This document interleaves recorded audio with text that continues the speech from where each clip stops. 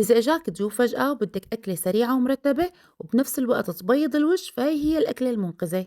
دجاج مكسيكي وجنبه رز أبيض، أكلة كتير طيبة وما بنشبع منها. وسبحان الله كل أكلة بيكون فيها رز بيكون فيها بركة. تعالوا نعملها بأسهل طريقة وبدون تعقيدات.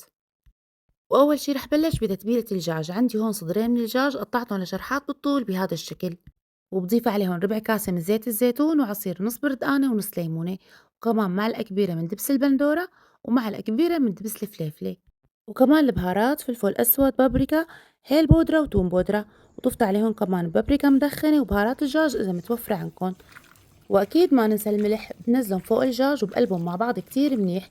وهلأ هون فيكن تتركوهم ساعتين 3 منقوعين بالتتبيلة لحتى يتشربوا النكهات، أو إذا كنتوا مستعجلين فمباشرة بتنزلوهم بالمقلاية.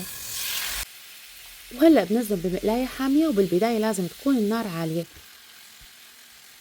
بتركن لحتى ياخدوا لون من تحت، بعدين بقلبهم للجهة التانية. بعد ما استوى عندي الدجاج 3/4 الاستواء بزيحهم على جنب وبنزل عليهم البصل مقطع لجوانح. كمان بقلب البصل لحتى يدبل وياخد لون خفيف. بعدين بنزل عليهم الفليفلة الملونة. هلأ بالنسبة للفليفلة ما بدنا اياها تنطبخ كتير، بس لحتى تدبل الخضرة. بعد ما تدبل بنزل عليهم الفطر الفريش. فيكن تستخدموا الفطر المعلب أو المتوفر عندكن. ولأني عم بعمل جنبها رز فرح أضيف عليها شوي من المي السخنة، وبعدل عليهم الملح والفلفل الأسود. وآخر شي بضيف الذرة وبتركن دقيقتين 3 على الغاز لحتى يتسبكوا مع بعض.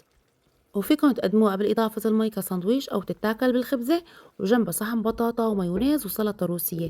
كمان بتطلع كتير كتير طيبة. أنا كان عندي ضيوف فقدمت جنبها الرز الأبيض. ضفت معلقة من السمنة وشوية من الزيت النباتي وقليت فيهم الرز. ضفت لهم ملح وفلفل أسود وشوية صغيرة من الهيل المطحون، بيعطي الرز طعمة كتير طيبة. أوقات بحط الحب أو المطحون، وبغمرهم بالمي السخنة، وبس يبلش يغلي بوطي الغاز وبغطي الطنجرة. وهيك الرز صار جاهز، ريحته وطعمته بالشهي، والدجاج كمان ألوانه لحالها بتفتح النفس. وإذا جربتوه بهي الطريقة كتير رح تحبوه ورح يطلع معكم أطيب من المطاعم بكتير. وإذا عجبتكم وصفة اليوم لا تنسوني من اللايك ومشاركة الفيديو.